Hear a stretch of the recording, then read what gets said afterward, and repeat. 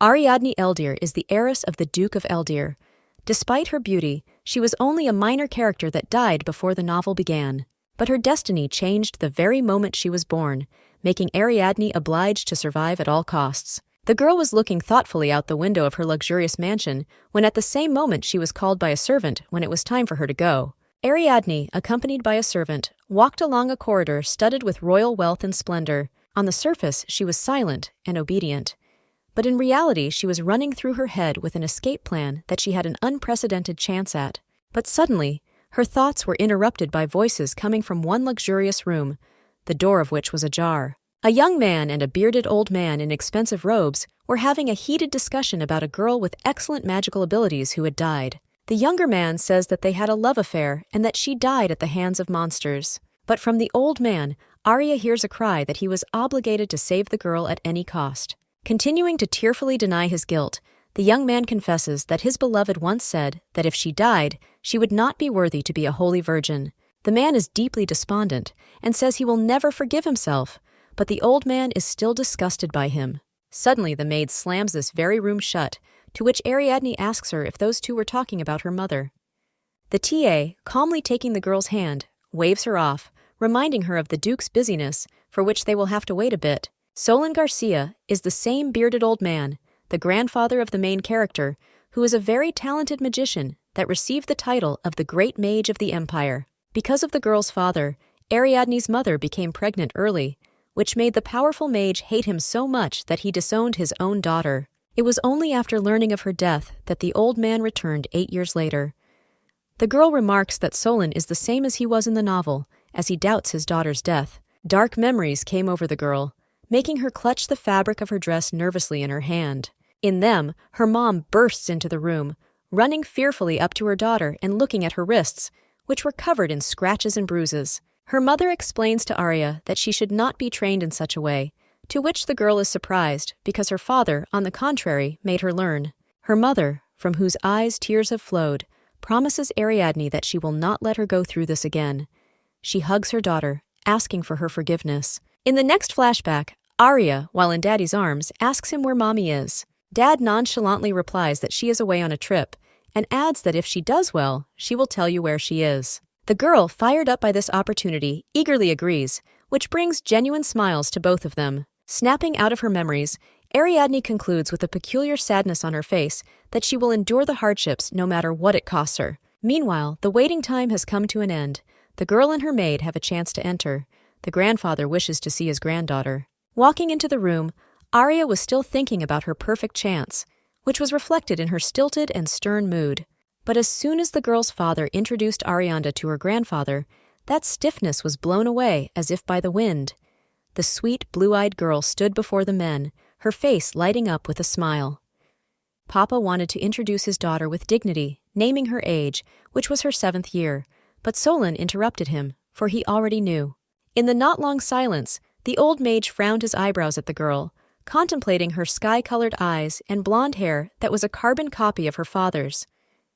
Ariadne bowed elegantly before her grandfather and appeared to read his mind. He was thinking about her not being like her mother, which made him very angry. Solon waved his hand and ordered his granddaughter to come closer to get a good look.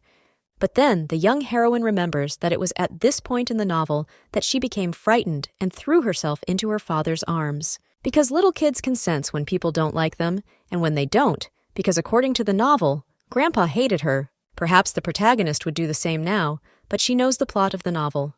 The father wanted to curb his daughter's behavior, but she slipped out from under his arm at the last moment. Mustering up the courage before that very chance, the girl grabs hold of the great mage's cloak. Solon, who had not expected such harshness, raised his hand up as if about to throw the child away.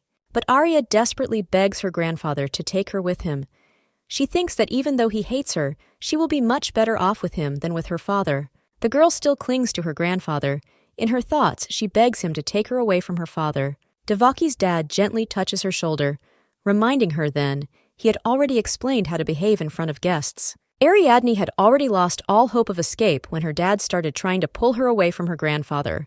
However, at that moment, Solon's grandfather orders his father to stop. He kindly asks his granddaughter if she is really so eager to go with him. The girl, in whose heart hope has reappeared, confirms everything with a smile, and the old man, stroking Arya's head, decides that it is okay for her to go with him. The grandfather and granddaughter held hands and were about to leave when the father started the argument again. Ariadne must not leave. She has a weak body. Trouble might happen to her. Solon, in turn, argues that nothing terrible will happen to her, and such her desire is argued by the fact that they have not seen each other for a long time. However, the father insists on his own way. When he is convinced that the old man is not going to give in to him, he decides to use force. By shouting, he forces his daughter to go back. No action followed his order. Solon Garcia, casting a menacing glance at him, reminded the boar in coarse language which of the two of them bore the title of Grand Mage. Frightened by such rudeness, my father still continued his opera about reporting my grandfather for kidnapping, to which he didn't care at all.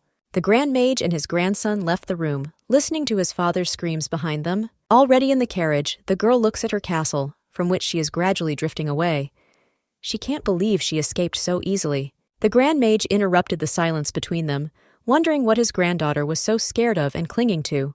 The girl herself recalls that in the novel, her grandfather hates her, and this issue is not supposed to be in the script. Ariadne is so surprised by her grandfather's gentleness that she starts to cry. Without knowing why she was crying, she tried to stop, but she couldn't. Solon notices his granddaughter's sad mood and hugs her, letting her emotions pour out. In her grandfather's arms, Arya sighed heavily before bursting into tears throughout the carriage. According to the novel, Ariadne Eldir, heiress to the Duke of Eldir, could not become a saint despite her power and died at the age of 16. This was her fate, Arya learned when she turned 7 years old. Time is transported back to Eldir's father's castle. He is in his study, looking at some vials with an unknown liquid. He turns back and looks at his daughter, who sits nervously in a chair as if waiting to be tortured. She flinches, dousing herself with sweat in 7 paths. Her father notices this and tells her not to worry. He won't do anything dangerous. Duke Eldir bends over his daughter, burying his hand in her hair, causing Ariadne to cry out as if mutely. A vial encrusted with expensive stones pours out a violet-colored liquid. Arya tries to stop her dad. She is scared and in pain. She closes her eyes and, as if in a dream, stops moving. Reality seems to shatter. Suddenly, Arya begins to gain consciousness, more like a stream of illusions. She remembers her name, the world she lives in, but not all the puzzles fit together. Other than that, she still remembers some other life where there is no magic, modern houses, and smartphones. It comes to her attention that she sees her past life, where she was an ordinary 28-year-old girl. But a sudden white light illuminated everything around her, and Ariadne found herself in the same magical world, in a luxurious library. She walks over to the shelf of books, picks up the first one she sees, and notices that she has already read this book about fairies in her past life. Next, she decides to examine another shelf of books, and also concludes that everything in here she has read in a past life. Ariadne Eldir realizes that she has fallen into her library of memories from her past life. She notices another shelf with a row of books from the same series. She takes out one of the novels and opens the book, looking at the pages. Running her eyes over the letters, she notices something she clearly didn't expect to see there. Her name, Ariadne Eldir. She recalls the plot of a novel with her name on it that she had already read in a past life. Axel Valentine is the main character who can go back in time and try to save the world from an invasion of demonic beings. But despite his best efforts, the world fell. It was filled with snakes that spread over thousands of bones. The novel, in the opinion of the protagonist, ended meaninglessly. After reading from the book about a certain Franz Eldir who had 2 children, the girl remembers that Ariadne Eldir did not live long. It saddens her, and she just has to accept it. Accept that she is the Ariadne of this world. The girl reads a paragraph about Franz and learns that his biological daughter Ariadne Eldir died at the age of 16, and he had to designate his second child, adopted daughter Helen Eldir, as his heir. Everyone thought Helen was a genius, however. It wasn't the power that she used. She was using the Holy Maiden technique to heal the soul. It was only through the artifacts that the Duke had made that she was able to become a spirit lord. The last lines about the Holy Maiden's technique and artifacts interested the girl greatly. She considered the book even more carefully. Arya discovers she is barely mentioned in the novel, and that she is now the one playing the role. With these thoughts, the girl notices her hand full of scratches. Tears roll down Arya's eyes. It pains her to realize that she ended up at such a young age. In the background, the girl remembers that torture with her father, And thanks to the past life she saw in the dream, it comes to her that such love from her father is not normal. Such memories hit a thin string of the protagonist, her tears dropping onto the pages of the book. Staring at the scratches on her arm, she can't understand how anyone could do such a horrible thing to her own daughter. But suddenly she remembers another detail. Namely, her father had once told her that her mother had supposedly gone on a trip. This scares her because she guesses that in fact her father just killed her mother, which means that if he killed her, he can kill his own daughter. The girl's courage takes over. Having decided that her father is very dangerous, she vows to herself that she will find out the truth and change the ending of this novel at any cost. Time returns to where a little granddaughter cries in her grandfather's arms. The old man orders the guides to drive faster, and the carriage pulls up to an expensive castle with a marvelous garden and fountain covered with snow. There were 2 people in one of the rooms of the castle, an expensively dressed man sitting at an office desk and a servant standing next to him with papers. The latter notices in the window a carriage with the Grand Wizard and notifies his master. The latter notices that the magician has returned sooner than he expected. Going through papers at his desk, the gentleman complains that he himself is personally investigating the death of his daughter Gloria, even though it is already being investigated. The servant, in his turn, announces another news. Magician Salon has not arrived alone. The Lord wanted to interrupt him, but all was interrupted by a sharp cry as his father called out to his son, for his granddaughter was about to die. The Lord did not believe his father's words about his granddaughter at first, so the servant explained to him that Solon had a sole heir, Ariadne Eldir. The son of the great magician refuses to believe that his father has brought his granddaughter with him, for he needs no one but him. But suddenly, he begins to pile on that the father has forcibly taken his daughter away from her father, as a result of which he is completely distraught. The magician's son did not hesitate to get up from his chair, put his cloak on his back, and hurried to his father. The girl, meanwhile, regains consciousness in a room that is completely unfamiliar to her, which surprises her greatly at first. She guesses that she passed out in the carriage. Trying to remember how long she had slept, she rises from the bed. One of the maids enters the room with a towel in hand and a basket in her hands. She is pleased to see that the lady is awake. Ariadne, due to her condition, does not pay attention to her. Instead, she tries to get out of bed, which she fails and falls. But the nimble servant holds back, reminding her that she shouldn't be overdoing it too much right now. She puts Arya back on the bed, covers her up, and offers to light the fire so she won't catch a cold. But it's as if the girl doesn't hear her words. She looks at her with mesmerizing eyes, wanting to say something. The servant, still smiling, interrupts her, thinking the little lady needs something. At this moment, the girl realizes that no one has ever smiled at her in such a friendly way, because the Duke's servants do not even look her in the eye. Interrupting her silence, the lady asks the servant what that one's name is, to which the one with a protruding blush on her cheeks replies that her name is Lucy. The girl once again marvels at the kindness in her direction, which just makes a thoughtful Lucy come out of her lips. The servant instantly responds with a dazzling smile. Ariadne, too, was beginning to be glad that someone was smiling at her. Lucy, noticing her mistress's smile, is pleased that she feels in good health and admits that she was worried about her. But the smile is momentarily gone from the girl's face when she realizes she doesn't remember how long she slept. It is at this moment that the son of the great magician bursts into the room and shoutingly asks if Ariadne is awake. He was so interested in his question that he didn't notice the healer scolding himself and trying to squeeze into the room. The mage's son, noticing his embittered mood, sarcastically lets the doctor pass, causing him to stumble. Once in the room in front of the lady, the doctor first decides to introduce himself, smiling politely and adjusting his glasses. But the girl was not happy about it. She recognizes the doctor's coat and remembers that she has already seen it on another man who served her father. These memories make Arya shiver like in the cold. With fear, she grabs the collar of the servant Lucy, but she says it's okay. It's just the doctor. The doctor notices the primal fear of the girl, who is terribly reluctant for him to even come close to her. The girl cannot calm down, despite Lucy's support. Arya realizes that if she gets sick, her father will not give her lessons. But the doctor decides to quietly introduce himself. He's the Weaver's family doctor, Jalen Brown, but Arya can just call him Jalen. The girl's tension does not subside. When she hears the family's last name, she realizes she is in the Weaver house. She also says her name. The doctor says he is very glad to meet her and asks if he can examine the young lady. After calming down a bit, the girl asks Jalen how long she's been sleeping, to which he says it's been over 10 days. The doctor reminded Ariadne that it was not advisable to move, but she did not listen to him. She thought about her father, who must be worried about her by now. Arya remains nervous, but still raises her left hand for the doctor. The doctor asks if she is right-handed. The girl agrees, and then the doctor begins the examination, promising to do it quickly. The doctor asks his son Salon if he noticed Ariadne's fright, to which the latter thought it was just fatigue.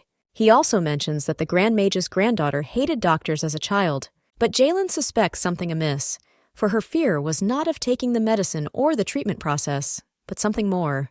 The healer is sure Ariadne has other injuries, because being right-handed, she reflexively pulled her left one out, which means she never showed her right one to the doctors. The doctor mentions the girl's scratched hand, which they discovered when she arrived at the palace, and concludes that she has learned to hide her injuries.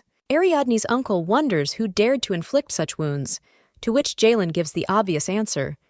It is impossible to inflict wounds all over Arya's body and cause intestinal diseases without the Duke's knowledge. The following speculation sent shivers running down the doctor's skin. Perhaps Ariadne Eldir had been tortured.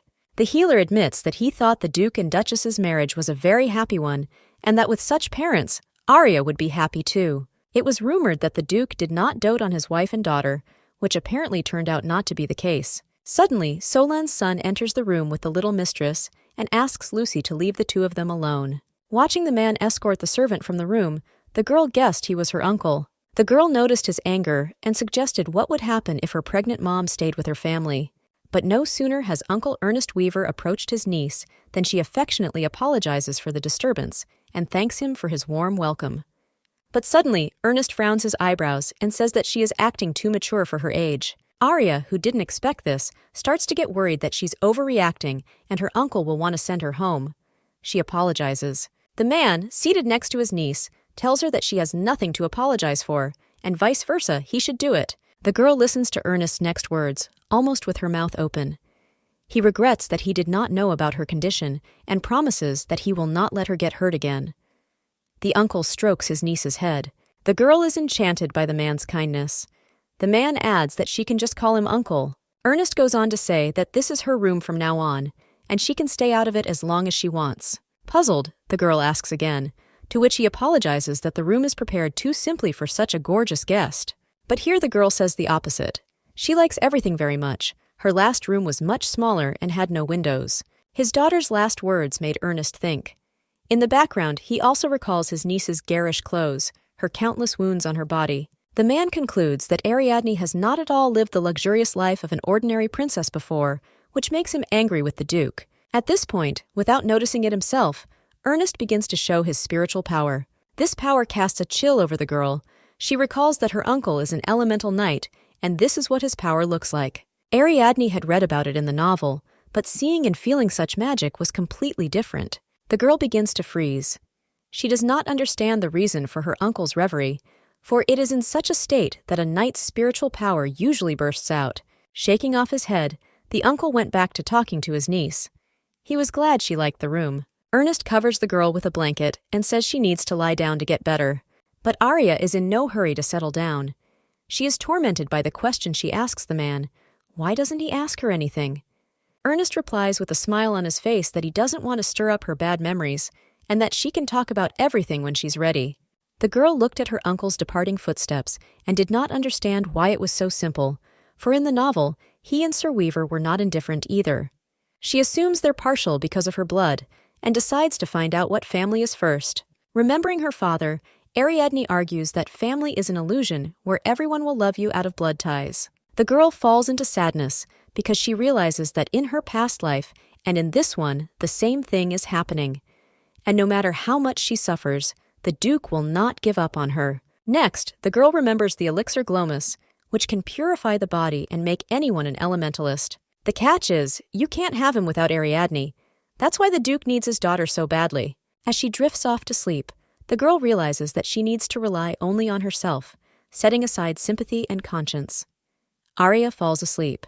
The dreams take Ariadne to a library where, among stacks of books, one little girl is reading. Suddenly she, noticing Arya, holds out her hand and, smiling radiantly, beckons her to follow her. Arya and this girl, surrounded by books, are welcomed as longtime acquaintances. An unfazed Ariadne wonders to her friend if she's been waiting for her for a long time. The lady, in turn, not seeing a smile on her face, asks if she is sick and if the last lesson was difficult for her. Arya replies with a chuckle that if she were sick, she wouldn't come to this library. The girl who is so excited about the arrival of the Duke's daughter is the guardian spirit of the library. Her name is P. Arya suggests that Pi was born with the library. She could read, but she couldn't speak. But thanks to the lessons the princess gave her, she learned to pronounce some words. Ariadne also suggests that she took all her memories from her past life. And since she didn't have a name, the girl made up her own, using the number Pi. Arya admits that her body endured unbearable pain during the special classes, but she was able to hold out thanks to P, who was always happy to see her. Patting her friend on the head, the princess asks if she took good care of the things she gave her. P says she stashed them well, after which she ran to get them at Arya's request. These items turn out to be 2 vials of yellow and red liquid, which end up in Ariadne's hands. While looking at the potions, Arya notices that the library is a reliable hiding place, and was able to carry these bottles away shamelessly when she was running away from her father. Time passes. The girl in Lucy's company listens to Lucy comfort her that she is glad of her recovery and the fact that she can dine with Sir. The servant then switches to the princess's appearance and apologizes, saying she picked up something too old, to which Arya says it's fine. A girl twirls around at the mirror with a dress that was probably her mom's baby dress. Accompanied by a servant, Arya feels strange wearing her mother's dress and walking down the stairs her mother used to run up as a child. She recognizes the fact that in both this life and her past life, she lost her mother very early in life, which saddens her. At last, Lucy brings the princess to Uncle Ernest, who, on seeing his niece, is more gloomy than a cloud. The man walked on, promising that he would hire a seamstress to make new dresses. The girl was frightened and thought that he did not like the look of her mother's dress on her and she herself, who did not look a bit like her mother. But the reality turned out to be quite different. Her uncle could barely hold back tears at the beauty of her dress and greatly admired how it suited her. Walking over to the table, the uncle reflects that essentially the father was sparing even good clothes for his daughter and decides that he will give her the best himself. While pondering which fur would suit her better, Ernest notices his niece, who is seated at the other end of the table, where her face can't even be seen. He rudely orders Arya's seat to be moved closer to him. The servants immediately carry out the order. The girl, who is wary because of her uncle's anger, moves closer and begins her meal. Chewing her food, the girl thinks about not making trouble and the fact that they will have to talk about something in the future. Ernest, watching his niece, enters in delight at how nicely she can eat. Suddenly, the servant reminds the master to keep his cool and take it easy. The man relaxes and agrees with the servant. It is not worth overburdening Ariadne. He will protect her health at all costs, becoming like a hero to her. But Ernest had become so immersed in his fantasies that the emotion on his face had turned creepy and terrifying. This frightened the girl greatly, which the servant tries to remedy by whispering words to her uncle. Ariadne is distracted by another servant who smiles gently at her and brings her a second course. At this point, the girl looks around and notices that absolutely all the servants are smiling at her. She compares them to the workers in her palace and realizes that only the Duke smiled at her there. Arya is plunged back into sadness. Thinking back to her past life, she realizes that no one smiled at her sincerely and no one pitied her. The girl has lost her appetite. She puts down her spoon with the thoughts that she doesn't want to go home and needs to make a deal soon. With a look of seriousness on her face, she addresses her uncle that she has something to show him, and it is very important. But Ernest almost missed her words, worrying more about whether she had eaten well and kindly wiping her lips with a napkin. The tarnished girl apologizes for not observing the rules of etiquette properly. The man laughs in response. She has nothing to apologize for, after all. She's 7, not 17, and that's fine. Arya, terrified that she is about to be thrown out of the palace, decides to act. She asks her uncle to summon the Grand Wizard. When asked why, she says she is going to tell him what her father did to her. Ernest went to meet the girl. He asks the servant to call Solon's grandfather to him. But the man politely reminds the Lord that the mage hasn't left the West Tower in days. Remembering the old man's stubbornness, Ernest sets a fake condition that if he doesn't show up immediately, he will send Arya home. The servant goes to carry out the errand. 5 minutes later, Ernest's joke has gotten Solon so emotional that he bursts into the room, kicking the door open with his foot. The Grand Mage grabs his son by the collar and threatens that he might die at his hands, to which Ernest doesn't even seem surprised. Suddenly, Solon notices Ariadne, who has been watching them the whole time, and cools down. The magician's son, taking advantage of his silence, decides to vent his frustration at him for always hiding in his tower and not seeing his granddaughter. Arya decides that Solon isn't visiting her because he's disgusted by her, so she apologizes and admits that she has something she wants to tell him. But no sooner had the Grand Mage felt sorry for Arya than he noticed a mysterious vial of liquid in her hand. The girl who crouched across from the men with 2 vials of liquids in her hands says she's about to show them how to get rid of the contaminants. The moment Arya opened the vial of red liquid, the hands of the old man and his son instantly reached out to her, begging her not to, but she ignored them. With complete equanimity on her face, the princess poured the liquid on her arm, making her skin redden like a burn. Solon and Ernest were horrified. The latter, sword in hand, was already thinking that it would be better to cut off the girl's arm sooner, lest the contamination contaminate the whole body. Suddenly, Arya says with the same calmness that there's nothing to worry about, she's not going to die. She pours the yellow liquid from the other vial onto her arm, after which all the wounds on her skin are healed. There is a look of surprise on the men's faces. The girl adds that it is a special elixir that gets rid of impurities. Ariadne eventually admits that this is the experiment the Duke was conducting on her. The grandfather rushes to examine the girl's palm, and Ernest interrogates his niece, for he cannot believe it. The girl tells the truth, which makes him drop his sword on the floor. Her father injected her with an essence and then an elixir and watched it happen. Arya brings the scars on her arm as proof. In the background, Ernest recalls his conversation with the healer, who had already allowed for the possibility that she was infected with poison. The uncle realizes that if this does turn out to be the case, Ariadne won't have long to live. He learns from his niece that the Duke has been experimenting on her since she was 4 years old. At that age, he learned of her good compatibility with the elements. Arya gives the saddened grandfather a jar of elixir in exchange for saving her, and if he heeds her request, promises to make a new one. Solon interjects to her granddaughter, and the latter compliments that this one is like poison, and no one but her can withstand it. The girl says the making process is complicated, but she can do it if she has the right ingredients. Ariadne repeats the condition. They must protect her until she is an adult. She says she doesn't want to go back to Eldir. The men fell silent, feeling a weight of guilt for what Ari had to endure. The girl becomes agitated when she hears silence in response. She decides to tell the benefits in their direction if they leave her behind.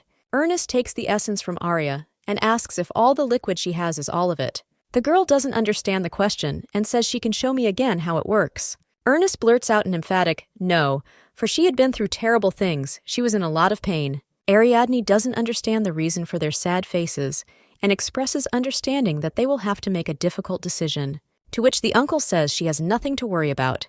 He supports his niece, but stops short, then leaves the room. At this moment, already Solon's grandfather, crouched down beside her, turns to the girl. He asks Ariadne if she has feelings of hatred for him, which the princess denies. The Grand Magician adds that he hates himself for not even realizing what was happening to his beloved granddaughter the whole time. The girl says that the grandfather is not guilty because he did not know anything, to which he says that he should have known. Ernest is at the door examining some papers with the butler. Solon says he couldn't consider himself a real grandfather if he didn't know any news from his own granddaughter. Ariadne, meanwhile, recalls an affair in which her grandfather didn't care about her, for which she doesn't understand the sadness on his face. Ernest returns to the couple and shows the document, which is the official contract that he signed. The contract spelled out the clauses under which she could always count on her uncle and grandfather to support her and live in their palace.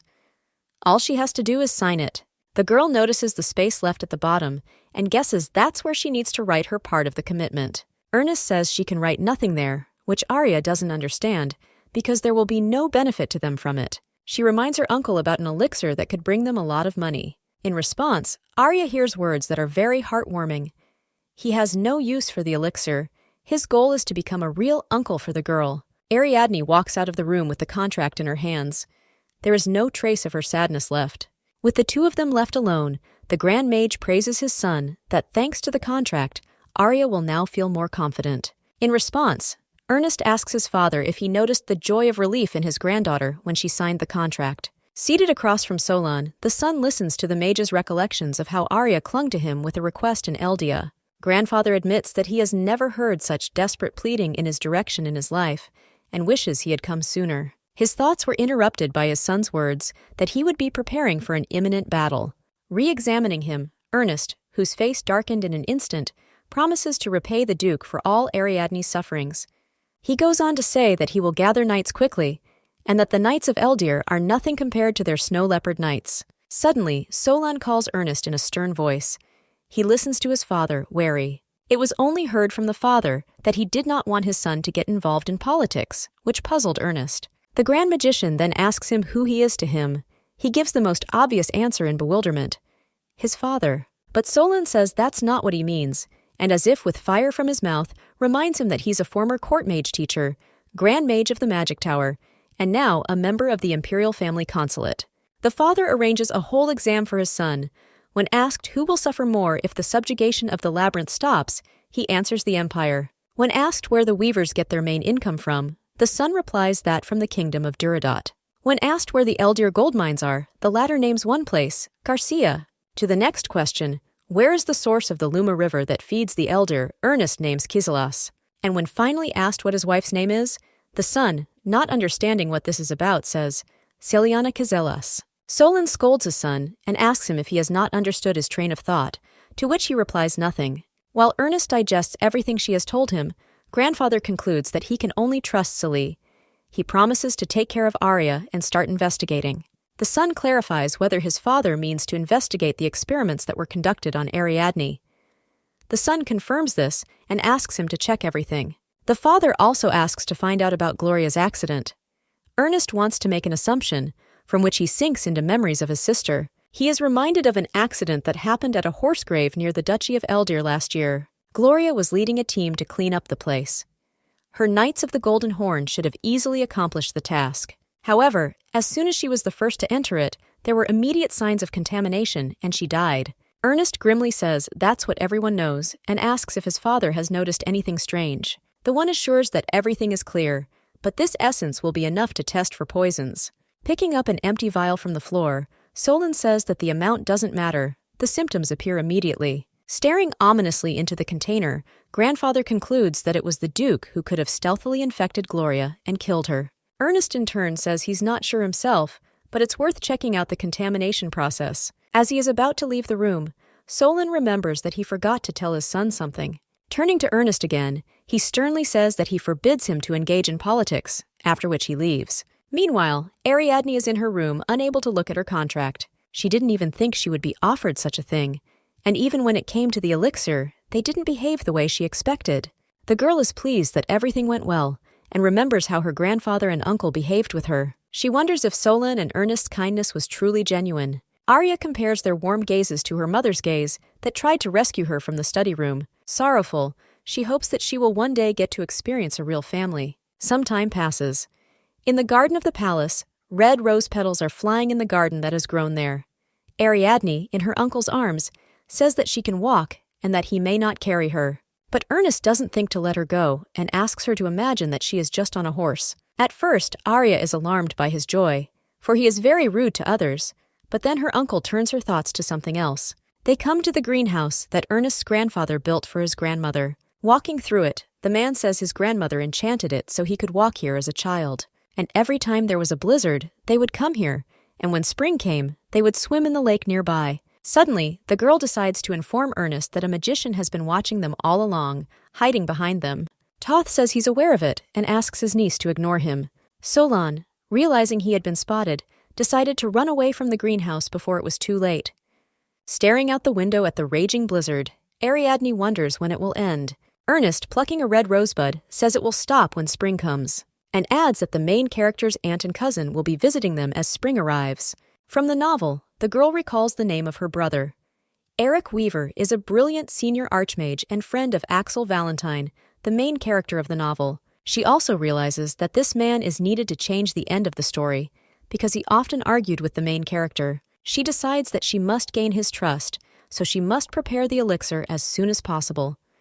The girl is so absorbed in her thoughts that she doesn't notice the flower that Ernest has placed near her face. Deciding that the girl is frightened by the arrival of new people, her uncle promises her that they will like her very much. Suddenly, an almost fantastic apparition attracted the attention and gazes of all the servants. Their previously very menacing gentleman smiles as he walks down the hallway with his niece in his arms, who, however, asks to be let go. Her uncle brings the little girl to her room and reminds her to watch out for her health and that she can always count on it. Suddenly, Ernest was called by a servant, and his smile disappeared from his face. He informs the gentleman of a certain guest who has arrived at this late hour. The uncle tells his niece to stay in the room and promises to return soon. The girl was about to close the door, but accidentally overheard what the two men were talking about. Ernest and the servant spoke of an Eldir who came unannounced. Upon hearing the last name, the girl panics, assuming her father has come for her. Arya stares at the carriage through the window. She can't believe the Duke came so quickly to pick her up, but she is reassured by a signed contract. Thanks to him, the girl hopes that everything will be all right. Sir Weaver is kindly introduced to Rictus Belbarda, a girl who holds a special position among the Knights of the Golden Horn. He says, with not much admiration on his face, that Tay is too modest for an elementalist knight. The girl gives credit to Ernest's powers of observation as the shield of all the North. Thoth takes the time to mutually smile at Rictus and asks if she was tired on the way here. The girl, holding out a letter from the Duke to the man, answering the question, says that she was afraid of getting into trouble because of the blizzard. From the letter, Weaver learns not the best news. The girl's father has sent servants, knights, and doctors from the palace to help the lady. Ernest crumpled up the letter, threw it at the girl's feet, and said there was no need for it. Rictus expresses regret and says that the Duke has ordered them not to move a step away from the lady anyway. The girl asks about Arya's whereabouts, to which her uncle tells them not to worry and to head back. However, she insists on doing her own thing. Ernesta begins to be unhappy with what is happening, and Rictus says that he is acting strangely. She begins to suspect Sir Weaver of something wrong, as if there is a special reason why they are forbidden to see the girl. As a result, she suggests that Ernest is holding the girl in confinement, which he flatly denies. Rictus wanted to ask him something else, but after his shout of ending the conversation, the Weaver Knights burst into the room. They grabbed the girl, who shouted promises to Ernest about revenge for Ariadne. Sir, in the meantime, ordered that all the Eldir men who remained outside be seized as well and properly greeted according to Weaver tradition. Ariadne, meanwhile, is having a wonderful time with Pi in the Library of Memories. She treated her friend to a sweet, which she enjoyed very much. Arya promises to bring more next time. Next to Pi, Arya feels calm. She was frightened when she heard that the Eldir people had come. While her friend is getting full, the little lady searches the book for information about Eric Weaver. She manages to find the first mention of him in the novel. She reads the text more carefully. At that moment, Pi suddenly grabs Ariadne's hand and yells that she is in danger. She needs to leave immediately. The princess asks if she can see what's going on outside the library, to which she says she can only feel it. In a magical way, Pi forces Ariadne to go back to the real world. A girl wakes up on her bed. She is surprised that her buddy is able to kick her out of the space by herself. When Arya gets out of bed, she notices that it's getting dark outside the window. She doesn't understand why no one woke her up for dinner. Ariadne decided to walk across the room, going over Pi's strange words of danger in her head. The sudden picture horrified her. The darkness outside her window was caused by the huge shadow of a giant eagle flying directly into her window. The window shatters, an imposing bird and its rider burst into the princess's room. Shielding herself from the shards, the girl notices a familiar symbol on the rider's armor. She realizes that this is the Knight of the Golden Horn, one of those who came after her, but it is not clear for what purpose. He climbs down from his animal and tells Arya that he will rescue her and bring her home. The girl starts to panic. She says she doesn't want to go back to Eldir Castle. He didn't expect such an answer and says he'll take her by force in that case, which scares Arya even more. A sudden magical lightning bolt caused the man to pull his hand away from the princess. The great magician appeared in the room. He was furious. How dare he touch his favorite granddaughter? Arya hides behind her grandfather, and the knight, sensing the power of magic, says he doesn't want to fight Solan. Instead, he democratically offers to give him the girl without a fight. Solan says that the man doesn't even realize yet what a mighty power he wields, and offers to let the guy go without loss and without the lady. However, the cunning knight says that the one should not underestimate him either. Suddenly, he tosses up a vial of the very same red liquid. Afterwards, he used the magi to smash it in the air. The essence of pollution poured like rain all over the room. The moment the red drops didn't even fall to the floor, the girl, realizing that the essence couldn't be stopped by ordinary magic, stepped in front of her grandfather. But Solan was smarter. He protected his granddaughter from the drops by covering her with the sleeve of his cloak. After advising the brigand to read books with his heroic battles, the Grand Mage decides to attack. The magic lightning hit the bull's eye. The knight, not expecting the blow, groaned in pain. But unexpectedly, Solan's enemy, quickly saddling his eagle, cowardly flies away. Once the danger is past, Solon furiously asks his granddaughter rhetorically if she has any sense of fear at all. He yells at Arya for putting herself ahead of him without even thinking about her health. The girl tries to justify her actions. She wouldn't be hurt by such a thing, unlike the mage. But Grandpa insists on his point. He says Arya should never have protected him in any way. Sitting down on his granddaughter's lap and hugging her warmly, Solon says that the opposite is what he should be doing. The great magician is unable to hold back his tears. He persuades Ariadne not to try to save him anymore and promises to punish her for such behavior. The girl doesn't seem to hear her words, for she feels the rare feeling of being warm in her grandfather's arms. Arya, in her grandfather's arms, walks down the palace corridor. Solon says she has nothing to worry about and can rest assured of her nasty uncle's strength. The mage tells Ariadne that they have done to the Eldir guests in the best weaver tradition. Upon inquiring about these traditions, the girl learns their essence. Ernest maimed all but one of the Duke's envoys so that someone could carry the wounded home. Not expecting such a good turn of events, the girl asks her grandfather if everything is going to be okay, which he cheerfully confirms. Arya recalls that the novel says that the Eldir are a very powerful and wealthy family. She begins to worry about the consequences. She warns her grandfather that her dad will be very angry, which the man doesn't care about at all. He decides to explain to his granddaughter, the Eldir family is just a little richer, that's all. Walking further along the hallway, Arya remembers that Eric's father is rarely seen in the novel. She had even imagined that the Weaver family was that strong. On their way, they meet Ernest, whom the grandfather immediately piles on with remarks about how he could have let those rats into the estate. Already tired of his son's foolishness, the magician says he can't wait for his wife Celiana to return. Ernest complains that he trusts her more than his son. Twirling his finger in front of him, Grandpa Solon asks his son if he ever beat his wife. The Grand Mage reminds Ernest that he has fought her 289 times and always on the losing end. He's angry at his grandfather's words.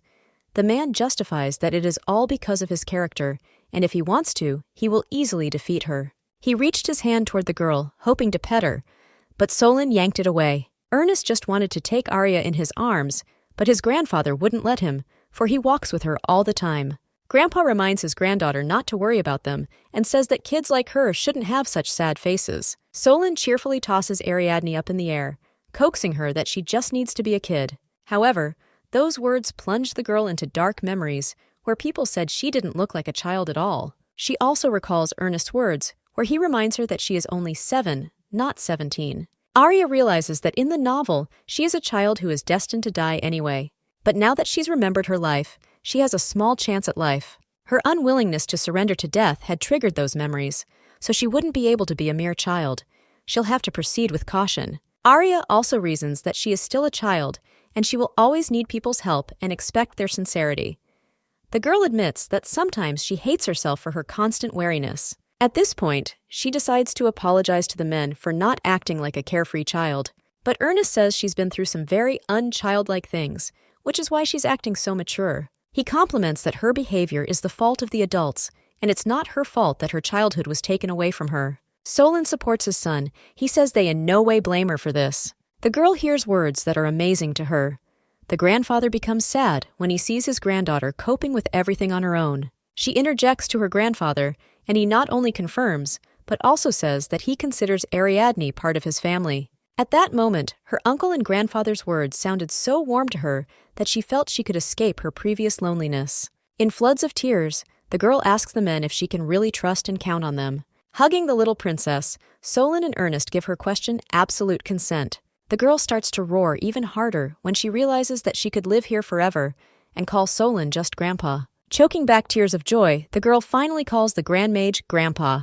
Ernest, hearing this, also wanted the girl to call him by his marital status. Solon wanted to tease him and leave before the girl said it and for him. But at the last moment, when they were about to leave, the girl through her tears called out that uncle as well.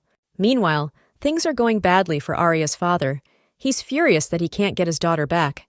But he does not think of giving up. With a terrifying smile on his face, the Duke gives his word that he will definitely bring his daughter back.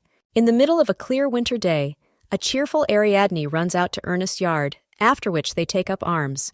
The uncle says it's cold outside and she can wait inside, but the girl says she wants to meet her aunt and brother with him. Suddenly, Arya is swarmed by maids from the palace, either bringing her gloves, worrying about her reddened nose, or offering the lady a heating pad. Lucy worries about her lady not catching a cold and tells Weaver that she needs an eye on her. Ernest, scratching his neck, saw his beautiful niece assembled and decided it was time to go.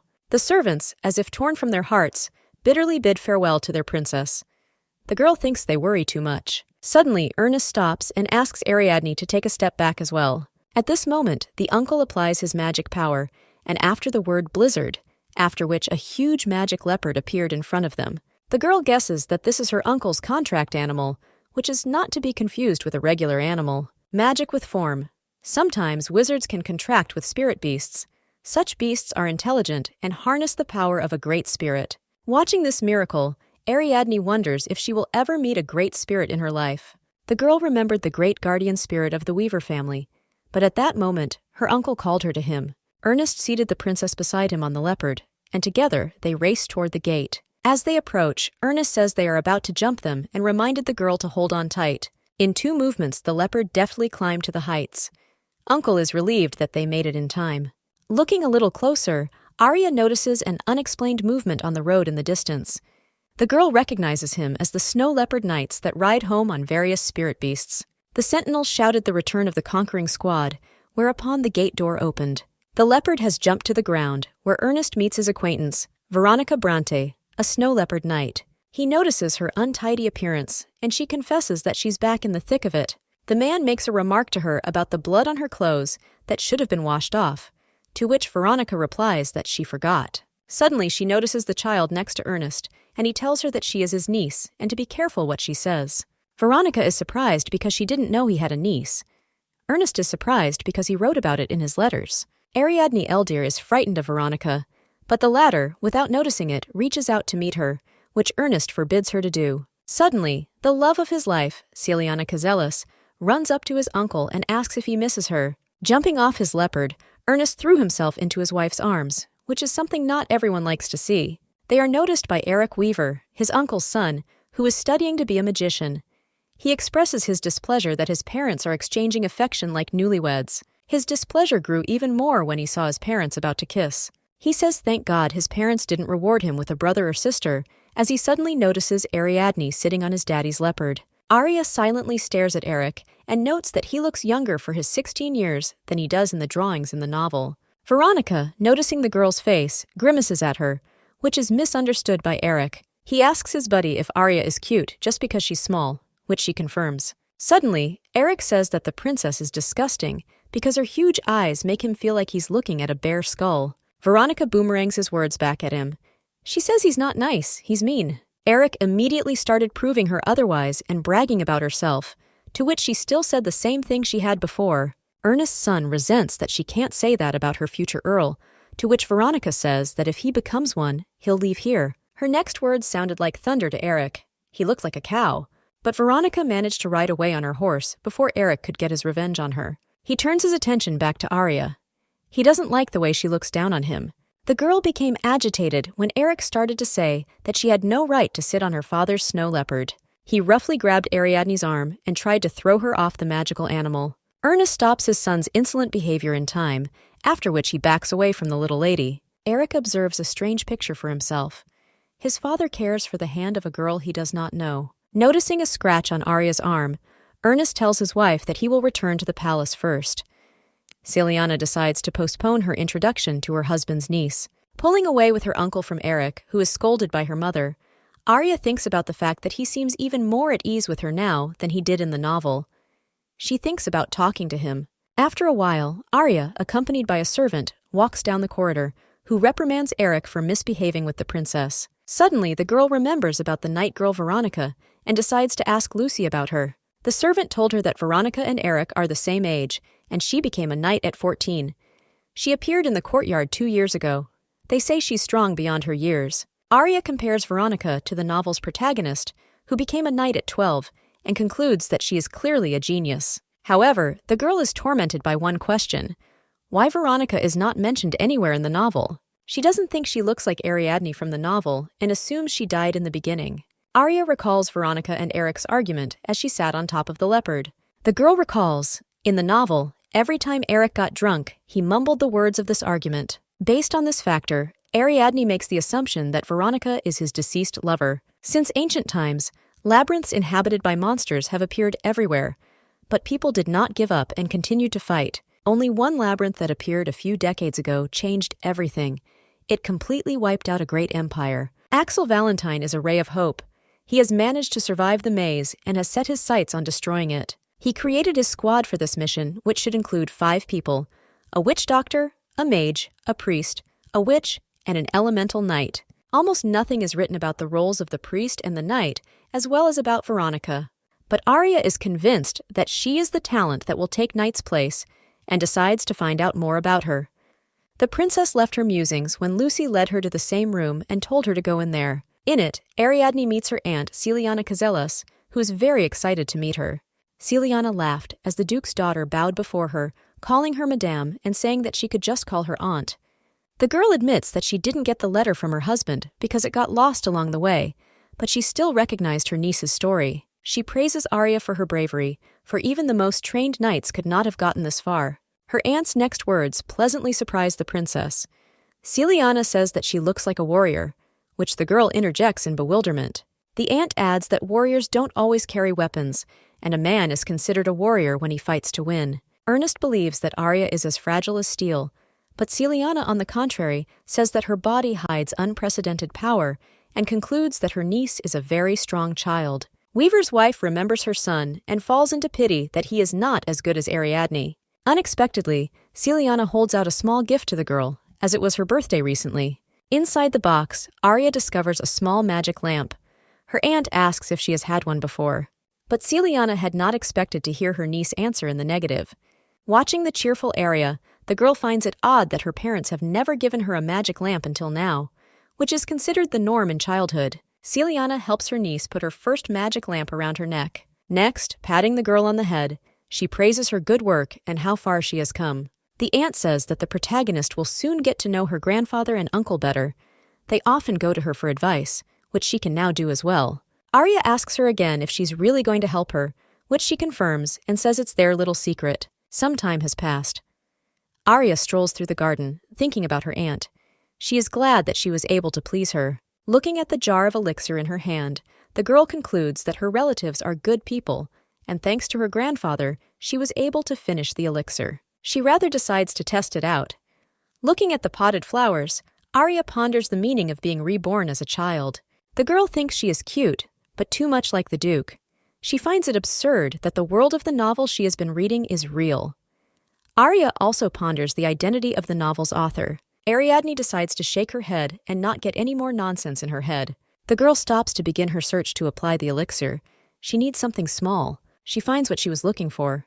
Her eye falls on a dried potted plant. Arya approached them, and as she opened the vial of liquid, she recognized the dying plants as daffodils. The princess pours the magic liquid on the plant and watches what happens. Suddenly, the dying daffodils came to life and bloomed in an instant, much to the girl's delight. But suddenly, Eric appeared from behind and grudgingly asked what the lady was doing.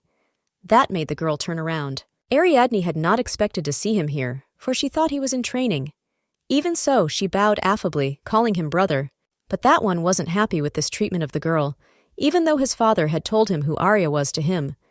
Eric declares that even though she is his cousin, she dare not pretend that they are close. The girl doesn't understand his disrespectful behavior to the child, which is what she asks him about. However, Eric decides not to answer the question and simply chase the little girl out of the garden, for it is no place to play. Ariadne's next words interested him greatly.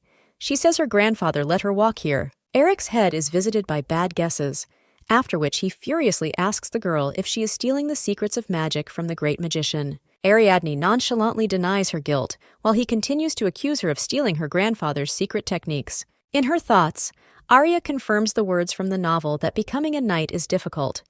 She doesn't like Eric's behavior, but she remains polite to him anyway. She decides to admonish Mr. Weaver to be more polite to the Duke's heiress.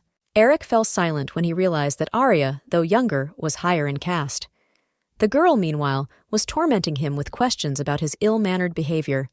Eventually, his patience broke. He shouted for Arya to stop bullying, which caused the latter to grin contentedly. Boiling with anger, Eric scares the girl into telling her father about her behavior, to which the girl repeats that she didn't come here for magic, or to become an elemental knight. At the end, Ariadne says she came here for an experiment and leaves Eric alone with a bunch of questions about it.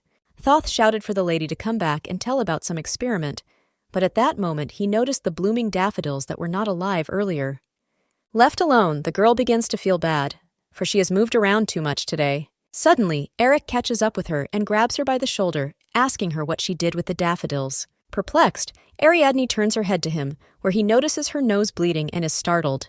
The girl, wiping away the blood, says she's relatively okay, and it's not his fault. Arya wanted to say something else, but unconsciously fell to the ground where Eric caught her. Mr. Weaver notices the girl's elevated temperature and is horrified at the thought that she may now die. The princess regains consciousness in the library, where Pi lays her on a couch and urges her to rest. Arya asks her friend if she forced her into the library, to which she replies that she only invited her. Arya wonders about her abilities. The girl wanted to ask how she did it, but did not have time, for she was very tired and fell asleep. Ariadne wakes up in her room surrounded by her family. Ernest cannot hold back tears at the fact that his niece has regained consciousness. The healer thanks the girl with the cross around her neck for her work and asks if he can approach the princess. She says yes. Ernest is taken away from the girl, and a doctor approaches the girl instead. After examining her arm, the doctor says that she is almost well. The doctor adds that Arya can improve her health by practicing sports, but the girl does not notice it, for she feels great lightness in her body. Ernest Weaver heartily embraces the girl with the cross and thanks her for her help. The girl, on the other hand, says it's all nonsense, and everything worked out thanks to a gift from the gods. At that moment, the bright Arya notices the yellow eyes of that girl and remembers that all priests possess yellow eyes. As she looks at the departing yellow-eyed woman and her uncle, the girl remembers that all eyes of all wielders of divine power turn yellow with age. Ariadne is approached by Celiana. She asks her niece if she feels confused, to which she replies yes. Auntie goes on to say that she has been unconscious for 2 days and then asks Arya if she wants to eat. Suddenly the princess also answers this question in agreement, which made Celiana smile, and the servants hurriedly set the table. The joyful atmosphere is interrupted by a doctor who wants to tell Ariadne something very important. Having captured the princess's attention, the doctor voices his assumption. It seems to him that the girl has lost her sense of pain. For Arya, he explains that what is unbearable for ordinary people is like a mosquito bite for her. The girl asked if this was a good thing, to which the doctor replied that it was not. Even though she does not feel pain, her body still suffers. The healer reminds her of the incident when Mr. Eric wounded the princess, but she felt nothing, even though the wound was bleeding. He also recalls a case where a lady should have rested before a nosebleed, but she didn't feel the need to. The girl's pain warns of danger, but she doesn't feel it, which is too bad. As a result, the doctor recommends Ariadne to always monitor the condition of her body. The lady agrees, whereupon the man adds that she should feel better by divine power. The girl, hearing the good news, asks if she can now walk anywhere, to which she hears a positive answer. The doctor says goodbye to the patient, and the aunt, stroking Arya's head, congratulates her on her speedy recovery. It comes time for breakfast. Celiana, with a bowl of soup in her hands, says that her son will reflect on his behavior. She spoon-feeds the princess and promises to hire her a nightly guard so no one can hurt her. The girl wanted to ask again, but suddenly her aunt invited Veronica Brunta into the room. Celiana says that Veronica, though young, is quite strong. She then asks the knight what she will do to Eric if he hurts Ariadne again. Veronica, scratching her head, hesitantly replies that she won't let the girl suffer because of him. To which Eric's mother says she can hit him all she wants, just not to break any bones, which shocked the little lady. The girl decides to ask about Eric, whether he was scolded for her fainting. Celiana replies that he ran straight to the doctor and admitted that it was all his fault. Arya, that she didn't expect this from her cousin, says it's not really his fault here. Celiana says that Eric assumed she would say that, and yet he admitted his guilt, which makes her very happy. After a while, Arya goes about her business in the study. She prepares her homemade elixirs for her grandfather, uncle, and Eric. She has 2 more jars of elixir left, which she decides to give to Veronica and Pi. However, Arya thinks that the vial will be useless to Pi, but she decides to give her such a gift anyway, which makes her very happy. The girl takes off the apron she was working in and remembers that she asked P to find information on Veronica. She hopes that her friend will be able to find the information. Taking a seat on the chair, she also decides to ask Pi one day about how she can carry her to the library. With thoughts of her, Arya falls asleep, then is instantly transported to the Library of Memories. However, she doesn't find Pi beside her, who always runs into her arms as soon as she appears. Suddenly, Ariadne hears her voice coming from behind her and beckons to her. Arriving at the sound, Arya is startled to find Pi, who wants to show her some sort of find of her own, as if coming out of another space. A library buddy cheerfully presents the lady with a book with the information she was looking for. But the princess is interested in something else. She discovers another part of the library that is behind glass. She asks Pi if she can go through to that part, to which she says yes, and wonders if her friend can't. Pi decides to show the princess her abilities. She goes through the glass without any problems and ends up on the other side of it. Looking at the glass with interest, Ariadne asked why she hadn't said she could do this before. Pi climbs out of the glass and says that since she didn't ask what she didn't say. Arya decides that the library behind the wall is someone else's memories and asks her friend if they are different from her library, to which Pi tells her that she is the only visitor here and there are no other people here but her. In an instant, the library keeper grew sad at her loneliness, to which Arya said she would try to come more often. But in another instant, Pi is radiant with joy and offers the princess a glimpse of the book she has found for her. Reading from the book for information about Veronica, Ariadne's eye falls on an account of a battle in the Lamach labyrinth. The girl recalls that it is a maze located in Weaver's domain. She reads out the document. After the defeat, the defenses were destroyed, causing the monsters to cause significant damage to the city. Veronica Branta, at the age of 24, died protecting Eric Weaver from a monster called the Blood Hunter. The girl guesses that these events will happen in the future, but something doesn't add up. At this point, Pi says she found all 10 volumes of the novel, but the name doesn't appear there, so she looked in the other books. Arya senses something amiss, as her assistant found this not in the main novel, and it's about the present, not upcoming events. Since Pi has access to her entire life with no timeline in the Library of Memories, Arya assumes she has access to any knowledge, which seems like a total cheat. Noticing the princess's silence, Pi was upset, saying she had brought the wrong thing. But Arya slams the book shut and says it's okay. The keeper of the library rejoices at this. Ariadne then, with a particular seriousness in her voice, asks her for one more request, to find information about Gloria Weaver's death. Pi happily accepts a new assignment from the princess and throws himself into her arms. Suddenly Arya about her gift, which she holds out to her friend. Pi is thrilled to notice his name on the ribbon of her first gift. She takes the ribbon off the jar and asks Ariadne to tie it on her head, to which she initially waves it off. But thanks to Pi Aries' insistence, she still had to tie her hair with this ribbon, which she really liked. Time passes. Veronica accepts a gift from Arya with a potion she can use when she is injured, for which she thanks her. However, the girl wonders one question. Why they, riding her contracted beast, climbed to the roof of the courtyard, because the princess just wanted to meet her brother. Veronica admits that it's a bit of a hassle to go up the stairs to him. Also, the real reason was that she really wanted to hug Ariadne. Suddenly, the knight's horsehoof breaks a tile that falls on his brother's balcony. Noticing the fallen tile, the girl was saddened that Eric was about to complain about it again, which they heard a moment later from an angry guy who had asked Veronica countless times to take the stairs. Eric asked his friend to come down into the rooftops to him, but was scared by a horse that jumped right beside him. The girl nonchalantly asks the young man what he is frightened of, since he himself asked to come down, but that Eric is complaining about her again because she frightened him.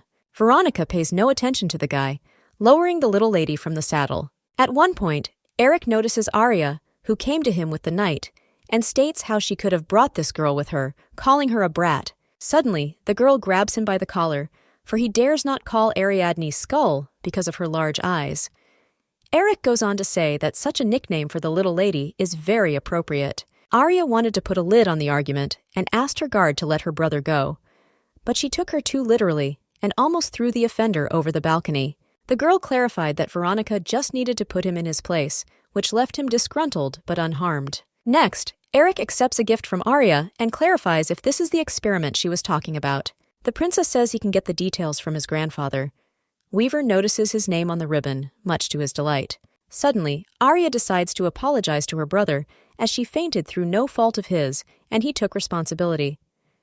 Also, the girl assumes that Eric doesn't hate her, to which the latter flares up again in displeasure. Veronica took the young man sharply by the collar again and reminded him to watch his words. Sir Eric's patience breaks, and he walks away from the girls. Arya thinks he's weird, but he's not so bad. Veronica decides to cheer up the little lady and tells her not to take offense at him and that he doesn't deserve her gifts. But suddenly Ariadne says, with a bright smile, that she regrets nothing and believes she did the right thing. After a while, the princess spends time with her uncles and aunts at a delicious table in the greenhouse. They marvel at her elixir, which can heal all living things. Celiana decides to ask her niece if her potion can cure the polluted earth when they clear the maze. Ernest says that the elixir can only heal living entities, but that his wife claims that the soil can also be both living and dead. After Celiana's words, Weaver sank into thought, and Arya replied that she didn't know and it would have to be checked out. Arya herself recalls that the elixir on the soil actually works, and when she saw it in the book, the information was very accurate, which is kind of weird. Looking at the potion jar, Ernest says that if the elixir will be effective, it will be worth making more of it. Suddenly, Arya urges that they keep the information about him secret, or else there will be problems with the temple. In response, the aunt asks the girl how they can distribute the elixir then. Ariadne pitches her idea. They'll start selling it on the black market, and when word spreads about it, they'll publicly donate the recipe to the temple. A snow-white post eagle flies to the window with a letter tied on its paw. A letter about the idea of distributing the elixir on the black market is read by the Grand Mage. He asks for an opinion from the luxuriously dressed young lady that sits next to him on the couch smoking tobacco. This beautiful lady's name is Rebecca Garcia. She is Solin's second child and the owner of the Garcia house. Hey, the princess idea seems like a good one. A few years ago, after the Great Labyrinth had appeared, the Garcia's home turf had disappeared. Rebecca had a hard time finding a new home for Garcia. She is the heiress of a father who is not interested in money and power, so she currently has unimaginable wealth. The girl asks about the money, to which Solon reads her Arya's words from the letter. She claims that if this elixir proves useful to the world, she is willing to give it away without any payment in return. Rebecca wonders if Arya is going to give the potion recipe to the temple, to which her grandfather says she just wants to make it. Arya ponders that giving the recipe to the temple will gain its favor and increase its reputation. She will also make it in large quantities. It will be a new recipe for the temple that will take time to learn. They will easily capture the market. It's hard to buy anything on the black market, and the temple doesn't approve of it. So when they release the elixir, it'll be sold like hotcakes. Rebecca guesses that the donation will let everyone know that Arya created the recipe, and the trade will go non-competitive, making a profit. Admiring the girl's genius, she asks her dad about her age, to which Solon wonders why she doesn't know how old his granddaughter is. Rebecca snapped her fingers and called out to Potern, whereupon he dutifully replied that Ariadne had turned 8 this year. Hearing such a small figure in reply, the girl rushed to beg her father to let her see her and make her his successor. Solon answered her with an emphatic refusal, for Ariadne is the direct heir of the Duke of Eldir. Rebecca disappointedly plops back down on the couch. She says there's no other choice, but she can't give in to the spread of the elixir. Grandpa replies that it's not up to them, and he only came because she called him. Arya makes all the decisions. The girl asks her grandfather about his confidence, and says that someone has to take responsibility for it. Solon admits that if Ariadne had been a normal child, he would have said the same thing. But her grandfather began to respect her when she demonstrated on herself the abilities of the essence to gain her protection. Rebecca says it's not surprising, since she's Gloria's daughter. Trying to escape from her father, she put all her determination into the moment she poured the contaminated essence on her hand. The girl teases that if Ariadne falls in love, everything will go nowhere, much to Solon's displeasure. Suddenly, Rebecca says that Gloria contacted her shortly before her death, much to her father's surprise.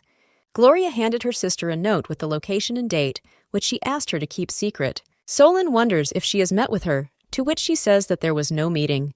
Rebecca waited for her all day at the appointed place, but Gloria never showed up. She later learned of her death. The father angrily asks his daughter why she didn't tell him earlier, to which she replies that she kept silent because of his doubts and did her own investigation. The next words threw the Grand Mage into nightmarish despair. The outcome of her investigations were all the same: an accident. Rebecca guesses that Gloria couldn't stand her husband's abuse. If it were to come out, the divorce would be unavoidable. She also recalls Solon trying to talk Gloria into getting rid of the baby while he had the chance. And there were rumors that the Duke was a womanizer. He saw his mistresses right after the wedding, but no one believed it. A tear seeps into the great magician's eye. He admits that everything that has happened is his fault. Rebecca says that she knew her father would act this way, which is why she didn't talk about the note. Solon thanks her for telling her. The daughter asks her father to stop crying because he should still visit his favorite granddaughter. But Solon says she will go to Arya without him, which raises questions for the girl since he told her he had finished his business in the capital. Turns out that's not true. The father holds out a document to his daughter. After reading it, Rebecca guesses that it is a certificate of custody for Ariadne. The girl thought that the Duke had admitted to torturing his daughter, for almost no evidence would challenge his right to paternity. Suddenly, Solon confesses that he himself took the document from the Duke's house. Rebecca did not expect her father to decide to steal the certificate, but the man reassured her, for he had taken permission from the emperor in exchange for what he would teach some members of the imperial family. Rebecca laughs off the Duke's insignificance and marvels that her father's knowledge could be of such benefit. The girl warily reasons that the situation is very serious, and so far, so good, but no one knows what will happen next. Rebecca doesn't believe Gloria's death was accidental and suspects the use of a poison that leaves no trace. She assumes that this is the reason Arya wants to donate the elixir to the temple, because if everyone knows about it, the truth will be revealed. Rebecca, getting up from the couch, advised her father to rest in the living room while she herself would go to visit her brother, because she wanted to see the princess as soon as possible. The girl is amazed that a child under the age of 10 can think this way, so she decides to personally meet the child who came up with this plan. Finding herself already in Weaver's palace, Rebecca is surprised by some words that a servant said to her. What surprised her was that the company, along with Arya, had decided to go on a picnic.